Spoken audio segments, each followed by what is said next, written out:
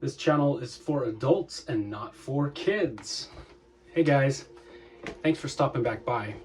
So I just got home from the movie theaters. I went and saw the new Alien movie, Alien Romulus. And they were, of course, they were sold out of all the Alien popcorn buckets. I went to 2 different theaters checking on them, and all the theaters were sold out. I've got a sneaky suspicion that some of the theater employees put that shit up on eBay. I refuse to pay $90 and upwards for a fucking popcorn bucket, even if it is shaped like good old dickhead. I'm not gonna spend fucking $90 for that. I do still want one, and I'll probably find one eventually, but just not right now. But they did have this really cool cup that has the alien on it. Little figure.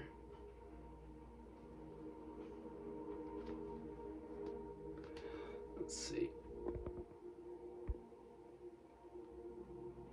Hopefully you guys can see that.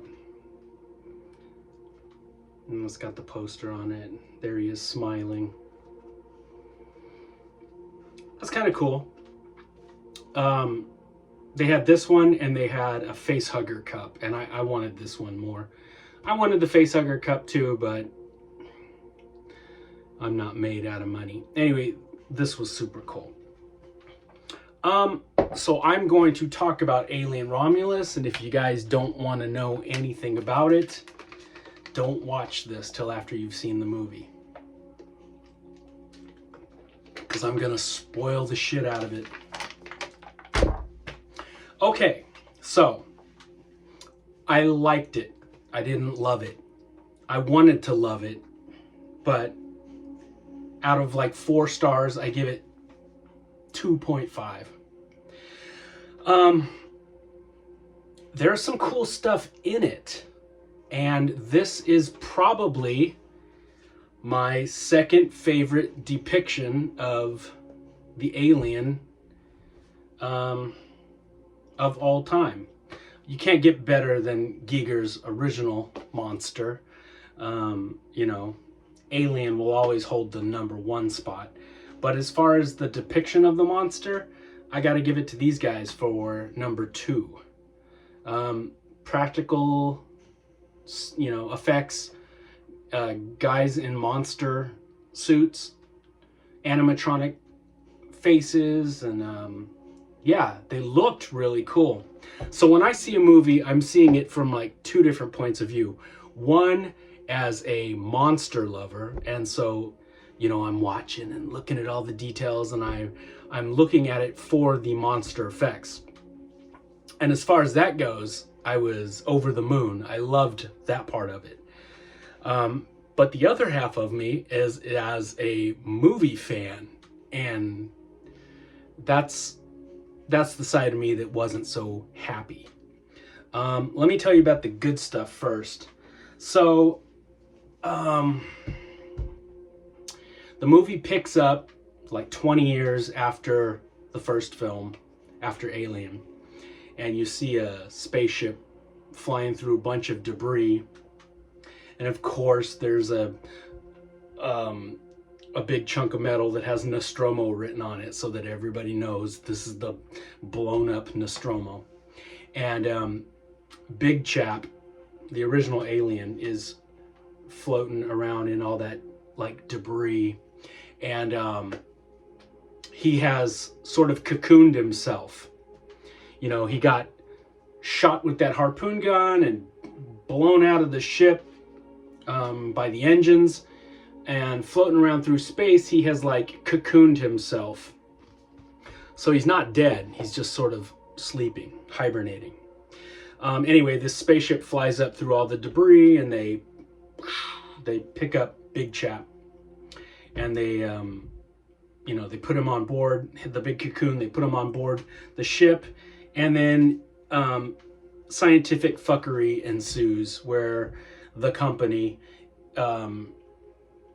Weyland-Yutani is, you know, going to start using it for their bioweapons division and whatnot. The same thing in every Alien movie. But they take it on board the Romulus space station, and of course they try to extract all the goodness from the monster,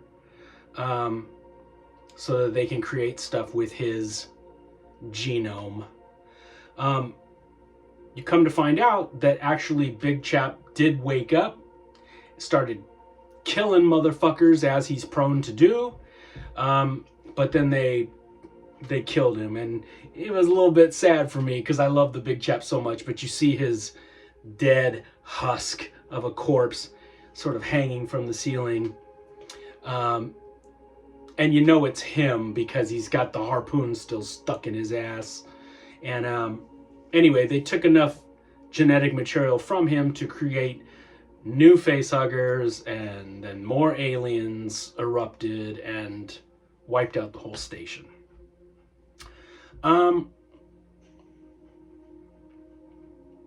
That part of the movie is cool, but then some fuckery snuck into it, and I couldn't help but just sort of like get upset because Disney owns this property now, and I could just see like a bunch of lawyers or executives or somebody sticking their dick in the soup, just fucking it up with like way too many chefs in the kitchen. So it starts off visually very, very cool, and you see a lot of technology that looks like it's from the time of the original movie.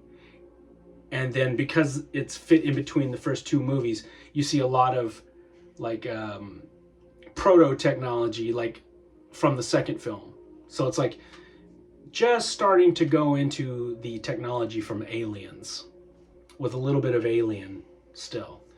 And that part they did really well, like the proto pulse rifles. Those look really cool, and the insides of the ship, or the ships, there's, you know, parts that look like very Nostromo-ish and parts that look very much like the Sulaco. Let's see, where did it go off the rails? You know what it feels like? It feels like the most expensive fan film ever made. You know how fan films, they have like a lot of member berries, like a lot of throwback bullshit, like they're saying lines from the previous movies, like wink wink, nod nod, you know, that type of shit. They were doing that in this film, and it left a funny taste in my mouth. Like, okay, here's one case of that. The android kills one of the monsters because the monster is chasing after the girl, and the android like kills the monster, and he's like sitting on top of the monster, and he's like, "Get away from her, you bitch." And he just says it hella funny, and it doesn't make sense that he would say that. Like, it made sense that Ripley said that in Aliens, because Ripley is like a surrogate mother to Newt, and the alien queen is like another mother, like a female alien, and you got like this war of womanhood going on, and it makes sense that Ripley is like, "Get away from her, you bitch." But this is like a dude android on top of like a dude xenomorph, and he's like, "Get away from her, you bitch." Like, it didn't fit, it didn't make any sense. But there's a lot of that shit in this movie where you're like, they're only saying these things, and they're only doing these things so that morons can have member berries and go, "I remember that, that's the alien thing, I remember that."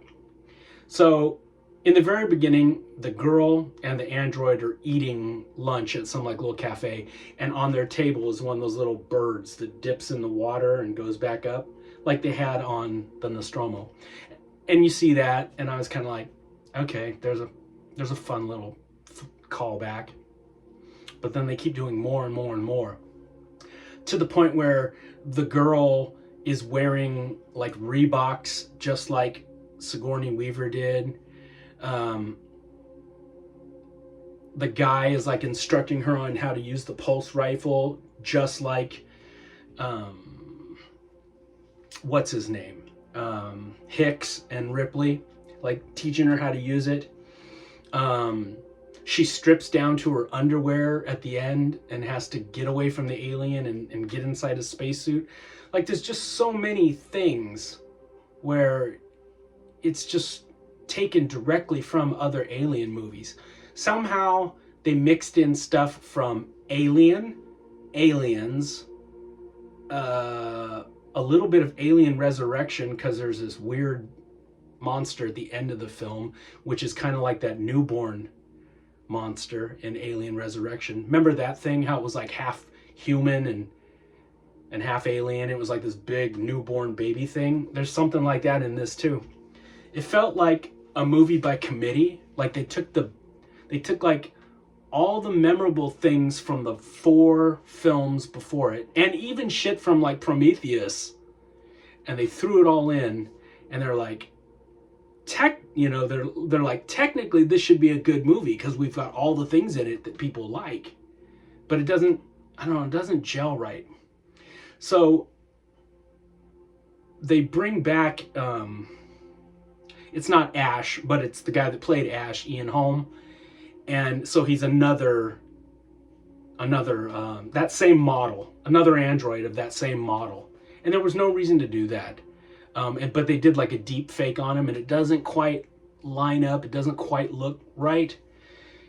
And he's only in it to like give exposition dumps. And so he's saying that not only are they using it for the bioweapons department, but mankind can't exist out in space for long periods of time. It's hell on our bodies. So he's trying to take from the perfect organism and put it inside humans to make us evolve into our next evolutionary step. And you actually see, like the black goo from Prometheus, you see like the urn, and he's basically saying how he's going to take the black goo and inject it into people to make us all our next evolutionary step. So it somehow ties in Prometheus bullshit too. There's a pregnant chick that gets a face hugger, puts a little monster in her, and before the chest burster can come out or whatever, she has a baby, and she gets injected with that Prometheus goo, and it alters her insides. It changes the baby. So when the baby comes out, it's kind of like that newborn xenomorph, where it's like this big 9-foot tall, super skinny. It's got a tail like the xenomorph, but it's got a bald head and looks kind of like one of the Prometheus engineers, one of the space jockeys. It's very weird. NECA will probably make an action figure of it. But yeah, she gives birth to this other monster, which fills up the 4th half of the movie. Like, the first 3 halves are really cool. It feels, like an alien film, and then it kind of jumps the shark at the end, and she's like fighting this big baby monster. I don't know. What else did I want to tell you guys? Oh, there was one cool thing. Okay, so a chest burster comes out, and you know how they grow up really fast? And in the first film, Brett finds the discarded skin that it has shed, and so you figure out, oh, it's shedding its skin, it's growing up real fast. They actually show like a state of the alien that we've never seen before. So after it's a chest burster and it starts shedding its skin, it has like cocooned itself up on the wall to go from like chest burster to the bigger sized self. And it's clearly a big giant vagina. And that part was kind of cool because they were keeping with all of Giger's like original, sexual looks to all of his artwork, and I could just like, I could totally picture them showing it to Giger, you know, and they're like, what do you think of this, Mr. Giger? You know, and he's like all dressed in black, and he's like, I like the pussy on the wall. Like, I could just picture him saying that. But that was kind of neat. And yeah, it slowly opens up, and our favorite dickhead comes out, and he takes his tail and he jabs this dude right in the eye. That part's cool. And another cool part is they really show the biomechanical elements of the alien. One of the aliens, it's actually the alien in that big pussy cocoon, gets like a cattle prod jabbed in his head, and it fucks him up. It burns him. He's the NECA action figure of him is called the Scorched Alien. Nobody ever calls him that in the movie, but he's a scorched alien. Anyway, his dome is like cracked open, and there's a close-up of him, and you can see like little electricity arcing on the inside of the clear dome. So it's just kind of neat because we've never seen that before, but inside the clear dome, you see this like zzz, zzz, zzz, like electricity arcing around. And that's kind of cool because they've got like senses and, weird sensory things that we have no idea what they are, but it's very awesome. They handled the face huggers cool too. There's a lot in it that I liked. I liked the movie. I don't love the movie. I would say I like it probably middle of the road. That goes Alien, Aliens. This one's maybe tied with like number 3. It's good, but there's just way too many member berries and way too many callbacks, lines and scenes and shit that we've seen before. And then at the very end, when they like introduce this new monster, and they try to tie in all the Prometheus stuff. I don't know if because Ridley Scott produced it, if he was like, you need to work in the engineers. Some of it feels kind of shoved in. But is it good? Yeah. Is it great? No. I give it 2.5 stars out of 4. The monster effects are good. I've got a few of the NECA action figures on order already. The monster's great. If you want to see a good-looking monster in a monster movie, go on a matinee like I did, and you won't feel cheated. Will I buy the Blu-ray when it comes out? Of course. It's a good movie. It's not great. And I liked it. I didn't love it. So take from that what you will. Fuck, that was like 20 minutes. All right, guys. Hang in there. I'll be back with some more monsters very soon. And if any of you charming individuals can get a hold of one of those goddamn alien popcorn buckets and you want to take pity on yours truly, hit me up. I would definitely appreciate that, my monster friends. All right. Hang in there. Happy Halloween.